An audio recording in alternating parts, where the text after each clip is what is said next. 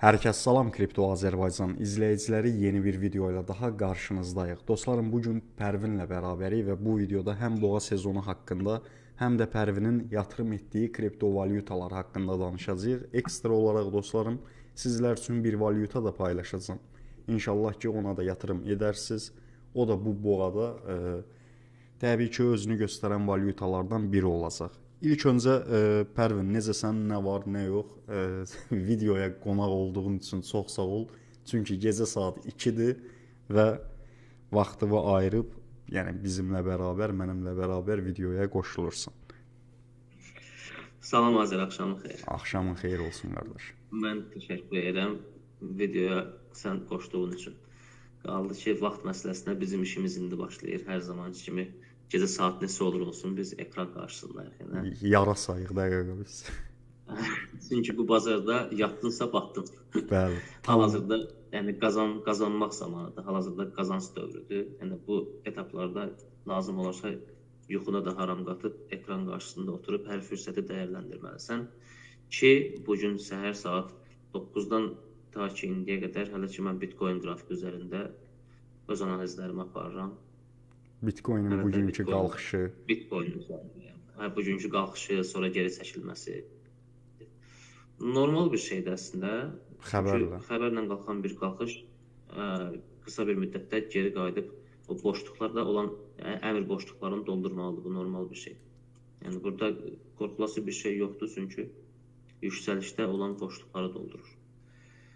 Və Bitcoinin geri çəkilməsində diqqət edirsənsə, altcoinlərə çox ciddi bir təsir göstərmir. Çünki sən özün bilirsən ki, mənim altcoinlərin bir çoxunda açıqda olan hal-hazırda pozisiyalarım var və o pozisiyalarım normalda Bitcoinin geri çəkilməsində çox ciddi ziyanda olurdu, amma indi demək olar ki, ziyanda deyil. Hər biri də öz yerindədir və əksinə daha yüksək qazanc verən pozisiyalarım var hal-hazırda.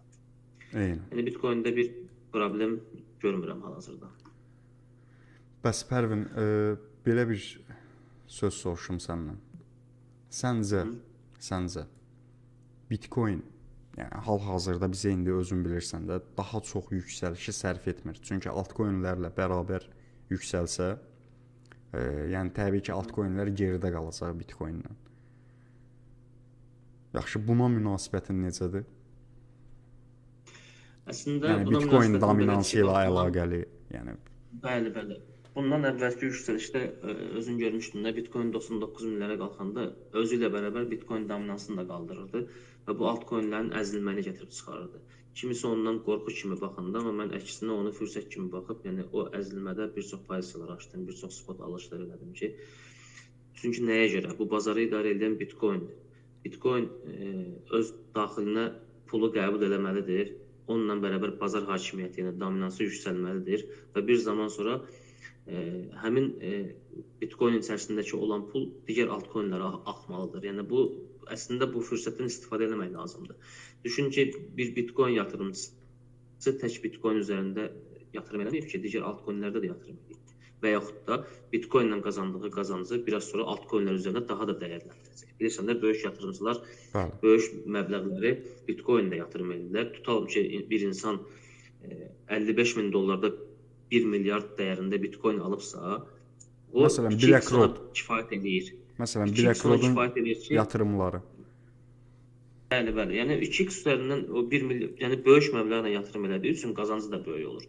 Düşün ki, sonra onun qazandığı 1 milyard altcoinlərdə 3 qat, 4 qat, 5 qat, 10 qat daha yüksəlir. Yəni böyük yatırımcılar hər zaman zaten belə eləyir. Birinci Bitcoin-ə yatırım eləyir, 2-3 qatında çıxır və həmin o əldə etmiş olduğu böyük summanı digər altcoinlərdə daha 10 qatından, nə bilim 20 qatından, 15 qatından daha da dəyərləndirir.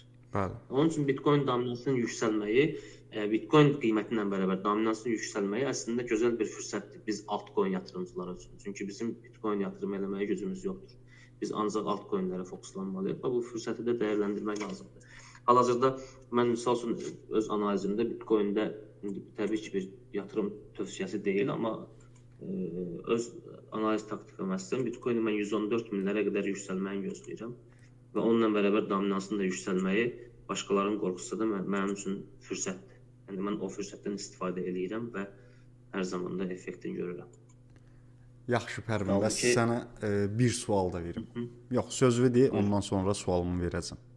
qaldı ki, buğa yüksəlişləri haqqında fikrimə, yəni onu demək istəyirdim ki, biz buğanı 2024-ün sonunda və yaxud da 2025-in əvvəlində gözləmirik ki, biz buğanı 2025, mən şəxsən buğanı 2025 ortalarına qədər gözləyirəm və bunun üstündə düşünürəm ki, əsaslı səbəblərim var.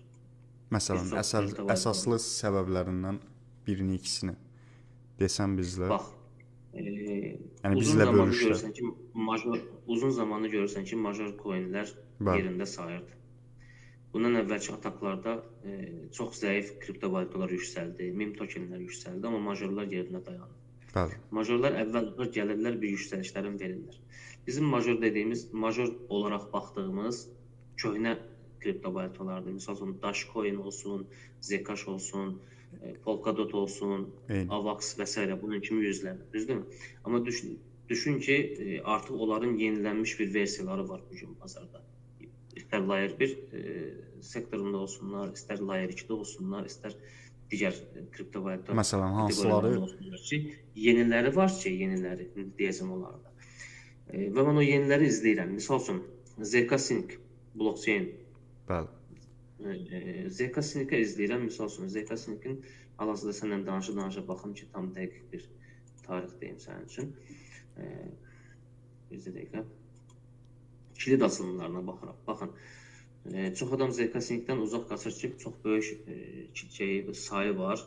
21 milyard sayı var. Yəni bu sayla nə edə bilərəm? Düşünün ki, 18 iyunda başlayacaq bu kilit açılmalar. Blockchain texnologiyasıdır və gələcək üçün çox yüksək qazanclar verəcəyini gözlədiyim bir kriptovalyutadır. Və yaxud da ki, Layer 0. Bilənlər bilir ki, 2024-ün çox güclü proyektlərindən biridir. Hər kəs Layer 0-da bu arada 1 milyard maksimum arzı var. Amma Layer 0-ın hal-hazırda 111 milyonu dövriyyədədir və bunun da kilit açılımı 21 iyunda başlayacaq açılmağa. Və yaxud başqa birini deyim, Agent Layer. Bu Ethereum üzərində restaking platformasıdır. Bəli. Platforması. Düşün ki, bu da 21 iyunda və bunun kimi hal-hazırda yadımda olmayan bir çox kriptovalyuta var. Yəni qeyd dəftərimdə var. 2025-in. Xatırlamıram çoxunu. Düşün ki, bunların hamısı, hətta bir dənəsinə deyim, bir dəqiqə üzr istəyirəm. Buyur. Deməli, mən əslində qeydlər eləmişəm deyə belə yadımda çox qalmır. Onun üçün qarşıma çıxdı da sən deyəcəm. Bonsbit, Bitcoin üzərində olan restaking sektorunda olan bir kriptovalyutadır. Bunun özü belə Bonsbit 14 mayda, deməli Bonsbit, bəli. 14 may ərəfəsində kilidin açılımına başlayacaq. Mən bu kilid açılımlarını bizə nəyə görə deyirəm? Düşün ki, sən boğa sezonu görmüsən də, boğa sezonunda hətta USD belə tapıb almaq olmur, kriptovalyutaları tapıb almaq olmur. Mən düşünürəm ki, bu böyük proyektlər, bu adını saydığım proyektlər heç biri nə meme tokendir, nə başqa bir kriptovalyutadır. Bu arxasında böyük gücü olan şirkətlərin yaratdığı kriptovalyutalardır. Yəni bunlar zəif kriptovalyuta kimi adlandırıla bilməz. Düşün ki, bu şirkətlərin sahibləri bu kriptovalyutaları 2025-in may ayından sonra, yəni may-sentyabr arasında kilitlərinin əsas hissələrini o vaxt açmağa başlayırlarsa, düşünürəm ki, bunların əsaslı bir səbəbi var ki, həmin ərəfələrdə kriptovalyutalar, yəni boğa sezonunun ən pik nöqtələrində olacaq ki, həm insanlara bunu satdıqca daha yaxşı qazanc əldə edəcəklər, həm də ki, düşün, sən kriptovalyuta yaradırsan nə üçün? Qazanmaq üçün. Bunu ən yaxşı qazancı harda eləyə bilərsən? Ən yüksək qiymətdə sata bildiyin zaman. Bəli. Onun üçün sözümün canı budur ki, mən yəni bugün bu düşüşləri, geri çəkilmələri və yaxud da yüksəlişləri mümkün qədər çox dərinə gedib, yəni panika yaratmamağa çalışıram. Çünki hədəfim 2025 ortalarıdır. Eynən. Tamamən səninlə razıyam. Həmçinin mən də sənin kimi eyni fikirdəyəm. Bax, bu şəkildə 2025-də mən bu şəkildə düşünürəm ki, yəni Bitcoin, onda altcoin ilə Bitcoinlər 2021-də eynən necə oldu?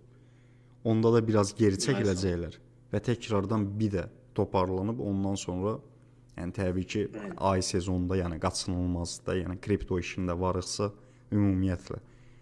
Bütün sahələrin ay sezonu var. Yəni boğadan sonra ay sezonuna keçəcəyik. Ancaq Pərvin, bu boğa çox uzun keçəcək. Uzun keçəcək və çox gözəl bir boğa olacaq. Yəni buna inanıram. Yəni digər boğalara nisbətən, çünki artıq həm Solana chain, yəni güclü şəkildə inkişaf edib, istər-istəməz yeni yatırımçılar çoxalıb kriptovalyuta dünyasında.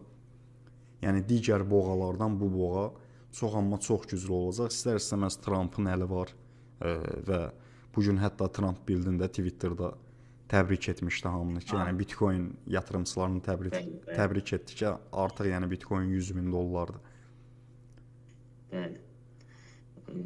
Bizdə indi biz deyirik, boğa sezonu uzun düşəcək, boğadan sonra ayı başlayacaq. Hətta mən düşünürəm ki, yəni bu boğa sezonunun sonunda başlayan o ayı bugünkü qiymətlərlə müqayisə edəndə həmin zamanın ayı sezonu belə indiki qiymətlərə nisbətən boğa sezonu kimi bir şey olacaq. Onu bax belə düşün. Bizim major coinlərə baxanda 2023-cün sentyabr ayından başladı ki, yüksəlişlər, düzdürmü? Olsun Avax olsun, Solana olsun və yaxud da Ordi olsun hətta. Ordi bilirsiniz, bizim qrupun ən sevimli kriptovalyutası oldu. Düşün, 2023-də bunlar atak eləməyə başladığı qiymətlərə 2024-də qayıtmadılar. Eynən. Məsəl üçün də Ordi 3 dollara təkrardan gəldi. Ordi olsun, Solana olsun, Avax olsun, yəni sırf major coinlərdən danışıram mən sənə. Düşün ki, bugün 2024-ün biz artıq dekabr ayındayıq. Bu qiymətlər 2025-də bunun 10 qatı, 15 qatı yuxarıda olduğu zaman belə ayı sezonu ki başlayıb geri çəkilmə başlasa, yenə bu qiymətlərə gəlməyəcək. Yəni bugün bu gördüyümüz, bu alış elədiyimiz qiymətləri mən inanmıram biz bir daha görək. Yəni ayı sezonu nə qədər uzun çəksin belə, yəni inanmıram ki, onu görək. Çünki bax mən məsəl üçün birinci boğada Pərvin Ethereum-u 75-76 dollar civarında almışdım. Yəni birinci boğaya keçid etmədən öncə. Sonra 2021-də boğa gəldi. Boğa bitdi. Ethereum yəni 1000-1200 dollar arasında qaldı. Yəni Ethereum-un qaldığı yer bu oldu. Yəni hər dəfəsində, hər boğadan sonra kriptolar daha da güclənir. Yəni mənim demək istədiyim budur. Məsəl üçün, Dogecoin keçən boğada 3.0 idi. Yəni boğa başlamadan öncə 3.0 idi. Yəni bu boğada maksimum 2.0-a düşdü. Yəni tam da dibə gəlib vurmurlar. BNB məsəl üçün boğadan öncə 16 dollar idi. Boğa başlayandan sonra 672 dollara vurdu. Boğadan sonra maksimum düşüş yeri 200 dollar oldu. Tamamilə razıyam. Bugünkü qiymətlər də eyni vəziyyətdə olacaq deyə düşünürəm.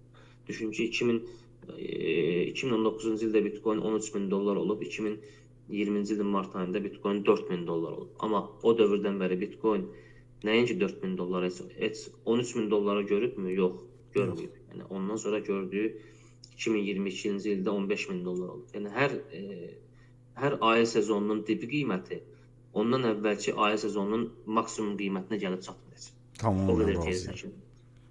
Tamamilə razıyam və hər dəfəsində də kriptovalyutalar, yəni altcoinlər, istər yəni Bitcoin olsun, istər altcoin olsun, daha da güc toplaya gəlirlər. Okey, bugün bəzi meme valyutaların çıxıram. Yəni bunlar ki, Floki-dir, PP-dir və ya adlarını saymadığımız hansılar qaldı, Dogecoin-dir. Yəni bu tərz meme tokenləri çıxıram. O biri, yəni tokenlərə nisbətən də Shiba'nın özü belə olsun, fərq etmir. Yəni bu altcoinlər belə, yəni bu boğadan sonra daha güclü yerində qalacaqlar. Yəni qırılmalar olacaqmı? Okey, ay sezonunda, yəni adı üstündə bir şeyin yüksəlişi varsa, əlbəttə ki, onun düşüşü də olacaq. Amma bu səfərki düşüşdə məsəl üçün Shiba'nı indi 3 səviyyəsində görürüksə, 2025-in boğasından sonra daha yəni biz bunu 3 səviyyəsində görə bilmərik. Yəni olmayacaq da bu. Konkret olaraq bu olmayacaq. Adi indiki geri çəkilmələrdə belə bax. Düşün ki, Solana'nı 20 dollardan alan üçün bugün fərqi varmı? Solana 270-dən çəkilsin və yaxud 220-yə və yaxud 250-dən düşsün 190-a. O adam üçün fərqi var bunun? Yox. Çox diblərdən alır. Həmçinin Solana'nın özünə belə baxsaq, Solana boğadan öncə 1 dollarla başladı, düzdürmü? Açılışın 1 dollarla etdi. Və boğadan sonra maksimum düşdüyü yer 250 dollardan belə deyək, gəldi düşdü nə qədərə? 8 dollara. Yenə də yerində 8 qat Orada saxladı. heç qalmadı çox. Hə, orada da çox qalmadı. Ondan sonra 20, 30, 40, yəni bu şəkildə toparlana getdi. Yəni mən tam olaraq nəyi demək istəyirəm? Sənin özün də bunu demək istəyirsən. Yəni hər dəfəsində, hər boğadan sonra kriptolar daha da güclənir. Okay, ay sezonu nə qədər də gəlir gəlsin, fərq etmir. Hər boğada, məsəl üçün XRP-ni deyək. Artıq XRP məsəl üçün bu boğadan sonra maksimum boğa 2025 boğa gələndən sonra yenə düşüş yaşayarsa, indən belə artıq $1 üzərində qalacaq. Çünki bu artıq gücünü topladı. Keçən dəfə necə 50, 40, 35 arası qalırdı. Ondan qabaqki boğa öncəsi, yəni sırf mənim özümün XRP-ni aldığım qiymətlər deyirəm, 16-15 sent idi. Və birinci boğa bitəndən sonra, yəni 2021-dəki boğa bitəndən sonra XRP-nin maksimum düşdüyü yerlər 30, 35, 40, 50 sentlər civarı oldu. Hətta buna yəni biz stabil valyuta deyib gülürdük. Amma yerində güc toplayıb, saxlayıb qalırmı? Qalır. Yəni, onun üçün uzun müddətli yatırımlar təbii ki, heç vaxt insanları yanılda bilməz. Əsas da major kriptovalyutalar. Bəli, bəli. Bəs yaxşı, hər zaman major valyuta. Pərvin, bəs yaxşı, hal-hazırda sənin yatırım etdiyin 3 valyuta. Yəni konkret mən bu valyutalara yatırım etmişəm və bunu bəyənirəm deyəcəyim valyutalar. Hal-hazırda əslində mən belə deyim ki, bütün kriptovalyuta sahəsində gördüyün nə sektor var, hamısında var hal-hazırda. Amma fərqli formalarda var. Yəni bax, DEX üzərindən də yatırımım var. Meme tokenlə də yatırım var. Futures üzərində də pozisiyalarım var. Futuresdə uzun müddət saxladığım pozisiyalar da var. Gündəlik qazanc üçün istifadə etdiyim pozisiyalar da var. Yəni hansını sənə deyim, qardaş? Misal üçün ən belə ürək açıcı bir yatırımım Neuraldır. Neural üzərində bilirsən ki, mənim yatırımım var. Neural. Meme tokenlərdən Simons Cat-dir. Simons Cat üzərində yatırım var. Layer 2-lərdən desən Futuresdə hal-hazırda pozisiya açdığım o qədər Layer 2 proyekti var ki, onları uzun müddət saxlayacağam. Sonra Bybit üzərində Layer 0-da yatırımım var. Deməli. MEX üzərində meme tokenlərdə 3 valyuta bəsdir. Layer 0 3 valyuta bəsdir. Yəni sırf spot üzərində yatırım etdiyin. Sırf spot üzərində Layer 0, Neural və Simons Cat. Üçlü valyuta. 3 kateqoriyanın içində. Digər sən ağlına gələ biləcəyin hansı sektordan desən, oradan pozisiyan var. İstər Layer 2-lərdən olsun. Onu bilirim. İstər oyun proyektlərindən olsun, istər meme tokenlərdən olsun. Videoya yeni baxan dostlarımız yəqin səni tanımaz. Amma köhnə videoda yəni inşallah ki, baxsalar görərlər ki, ümumiyyətlə yəni hansı proyekt varsa sən onda bir dənə pozisiya açmalısan, fərq etmir. Bax, əlində çeşidin olmalıdır. Adi bunu bir nə ilə müqayisə edirəm. Mən uzun illər satış sektorunda işləmişəm də, satışda satışı böyütmək üçün, yaxşı qazanmaq üçün iki çıxış yolum vardı. Ya satış obyektivi çox eləməliydin, ya satış çeşidini çox eləməliydin. Bizim obyektimiz birdir. Yəni neçə dənə birjada olursan ol, obyektin birdir. Amma çeşidin çox olmalıdır. Əlində təbii ki, salamat kriptovalyutalardan söhbət gedir. Əlində nə qədər çox çeşidin olsa, bir o qədər daha çox şansın var. Düşün ki, əlində 100 dənə kriptovalyutan var və biri 10x verir, biri 20x verir, biri 15x verir. Totalda çox yaxşı bir xeyir. Amma Pərvin, bugün özündə bilirsən ki, o qədər kriptovalyuta var ki, adamın maddi imkanı çatmır onları almağa. Yoxsa hamısını alıb yığır. Mən bax Pərvin, o mövzuya toxunacaq idim, maddi imkan mövzusuna toxunacaq idim. Yəni məsəl üçün bizim üçün, yəni mən bunu səninlə bu arada özün də bilirsən ki, ilk dəfə müzakirə edəcəm 2 qat temasına. Bax Pərvin, istər-istəməz sənin də, mənim də, yəni bir yerdən sonra biz dirənirik də. Yəni artıq bura kriptoya pul qoymalıyıq. Yeni valyutalar çıxır. Məsəl üçün keçən dəfə 888-ə yatırım etdin, MMSI-yə yatırım etdin, amma ondan qalan digərləri özündə görsən ki, yerdə qaldı. Onlara yatırım edə bilmədin, sənin sırf özündən gedir. Çünki Futuresdə açdığın pozisiyalar var, istər-istəməz spot üzərində yatırdığın bəzi böyük miqdarda olan kriptovalyutalar var, yəni inandığın, yatırdığın boğa üçün.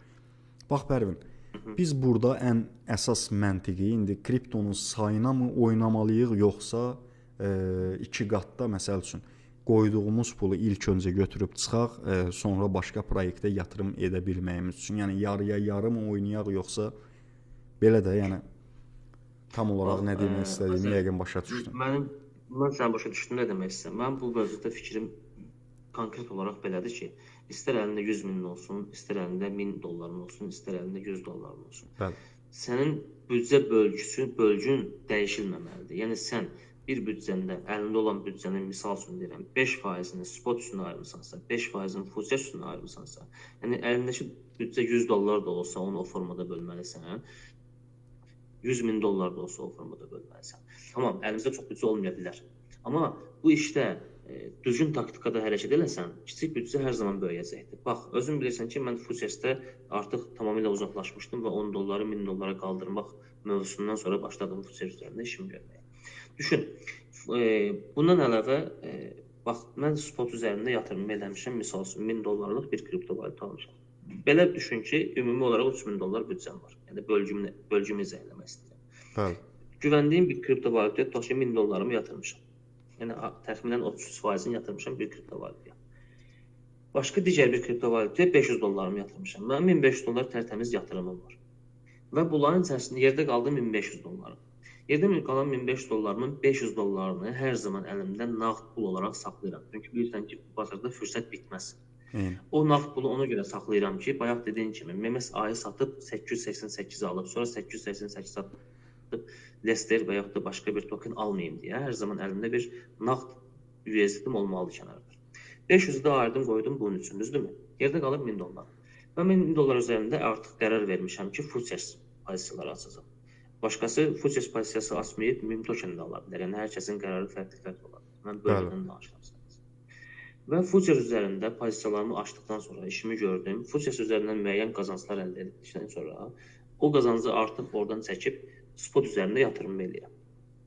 Başqa bir kripto valyuta yatırım eləyirəm. Yəni əlindəki kriptoları bir növ çoxaldırsanmı, yoxsa daha fərqli kripto? Məsəl üçün, deyək ki, əlimdə Shiba var mənim. Biri var, bu Shiba'nın üzərinə təkrar alım, yoxsa əlimdə Shiba var, yönəlirəm Tron'a. Futures'də məsəl üçün qazandığımı qoyuram Tron'a. Əgər mənim əlimdəki Shiba mənim ehtiyacım olmayan pulla yatırılıbsa, mən ona ümumiyyətlə dəymirəm. İstəyir 1 qat versin, istəyir 5 qat versin, istəyir 10 qat versin. Hədəfim haradısa oraya qədər saxlayacağam. Yox, əgər mənim əlimdəki Shiba müəyyən zaman sonra Shiba'dan qazanıb, misal üçün deyirəm, başqa kripto valyuta almaqdırsa, mütləq ki, mən ona 2 qatını satacağam. Ən azından yarısını satacağam, yəni qoyduğum pulu satacağam. Yəni burada sənin qarşındakı strategiyan nədirsə, ona uyğun addım atmalısan. Bax, bəzi insanlar var ki, token sayını oynayırlar. Onlar üçün fərqlənmir. Bugün tokenin qiyməti 3 dollardır, sabah 5 dollardır və yaxud da 50 sentdir. Onlar qarşısına məqsəd qoyur ki, hər gün 3 dənə, misal üçün deyirəm, AVAX token alacaq. Misal deyirəm. Hə, məsəl üçün AVAX əlim 100 dənə AVAX eləyəcəm əlimdəki valyutanı. Bəli, qiymətinə baxmadan, bugünkü qiyməti nə olur olsun baxmır. Sadəcə sayı oynayır. Bu da başqa bir taktika. Yəni sənin bayaq dediyin o ki, 2x-də çıxaqmı, yoxsa qalaqmı dediyin, baxır sən yatırımın hansı formadadır. Mən misal üçün Neurala elədiyim yatırımı, Neural 10x-də versə belə, mən Neuralı satmaq niyyətim yoxdur. Halbuki, okey, 10x-də sataram, geri çəkilər təzədən bir də alaram.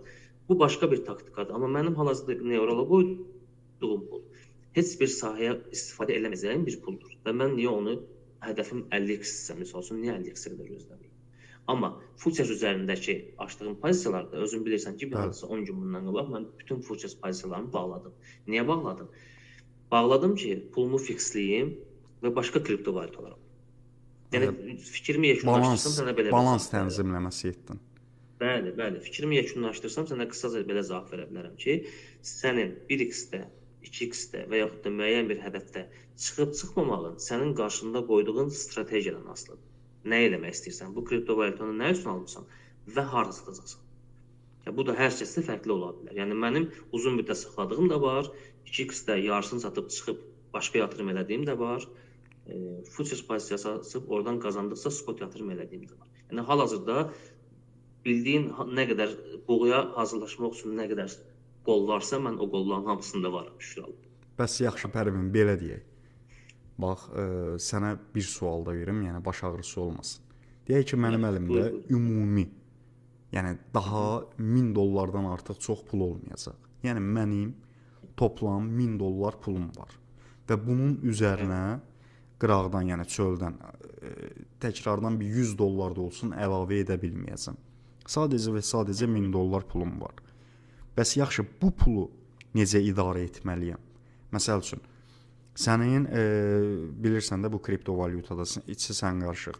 Məsəl üçün biz əlavədən cibimizdən yenə pullar qoyuruq. Məsəl üçün Tron çıxır, Tronu alırıq, Şeybası çıxır, Şeybasını alırıq. Yaxşı, bax bu 1000 dolları necə etməliyik? Yəni deyək ki, düşün ki, sadəcə 1000 dollarım var və qıraqdan hər hansı bir qəpik daxil olmayacaq balansıva. Bəli. Əgər səbrin varsa və yaxud da bir işin varsa, heç bu işin üzərində tək işin kimi dayanmamısansa, ən gözəli onu yatırım edib, sağlam bir kriptovalyutaya yatırım edib gözləməkdir. Yox, əgər sən buradan mütəmadi olaraq bir valyutaya yatırım etməliyik, yoxsa xeyr, əslində bir valyuta düzgün seçim deyil, amma güvənirsənsə, misal üçün mənim əlimdə 1000 dollarım var, başqa heç bir pulum yoxsa, mən o pula neural alıb dayanaram. Əgər işim bu deyilsə. Misal neural deyirəm, çünki hal-hazırda ən major yatırımım neuraldadır. Amma yox, sən ümumiyyətlə oradan büdcəni böyütmək istəsənsə, özün bilirsən ki, mən onu yalnız və yalnız futuresa dəyərləndirərəm. Niyə futuresa dəyərləndirərəm, sənə deyim. Tutalım ki, 1000 dollar pulum var və mən hər bir kriptovalyutaya 50 dollar pul ayırıb yatırım eləmək istəyirəmsə, cəmi 20 dənə kriptovalyuta ola bilər. Düzdürmü? 1000 dollar bölünsün 50-yə 20 edir.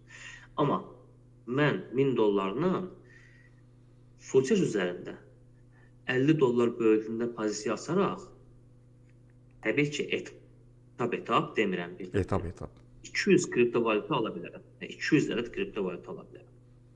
Niyə? Çünki büdcəni düşün ki, mən bir pozisiya açıram 10x-lə, pozisiya böldüyüm 50 dollardır. Amma 10x-lə açdığım üçün 50 dollar bölünsün 10, büdcəndən cəmi 5 dollar istifadə eləmiş oluram. Yerdə 995 dollarım qaldı. Amma mən onu spotda alım eləsəydim, 50 dolları verəcəkdim, yerdə 950 dollarım qalacaqdı. Təbii ki, bunun içərisində analiz girir, bunun içərisində düzgün alış nöqtələri girir, bunun içərisində aldığın kriptovalyuta sağlamdırmı, yoxsa yox, bu girir. Bunlar hamısı yəni şərtlərdir. Mən onu futur üzərində böyüdərdim ki, özün də bilirsən ki, böyütmüşəm. Bəli. Tamamilə razıyam. Yəni hal-hazırda mənim, düşün ki, hal-hazırda mənim Bybitdə, belə deyim sən. Bəli. Eyni sənin dediyin kimi, Bybit hesabımda hal-hazırda 1000 dollar USD olaraq pulum var və mən bu 1000 dollarla 50 dollar böyüklüyündə pozisiyalar spot alam eləsəydim, cəmi dediyim kimi 20 token almış olsaydım. Amma mən hal-hazırda futur üzərində 65 tokenə yatırım eləmişəm və hər tokenində alış böyüklüyü 50 dollardır. Düşün indi. Gör nə qədər 3000 dollarlıq pozisiya açmışam. Yəni eyni büdcə ilə.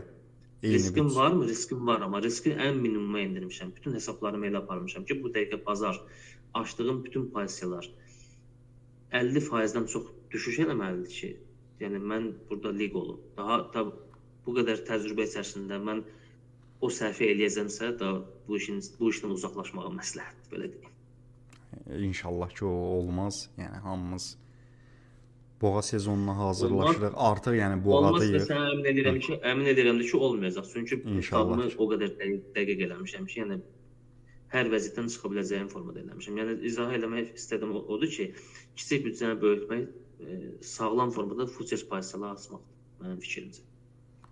Yaxşı Pərvin, gəl onda səninlə belə bir razılıq edək. Bax bu videoda elə. Buyur. Bu videoya 500 like gəlsə, 500 like.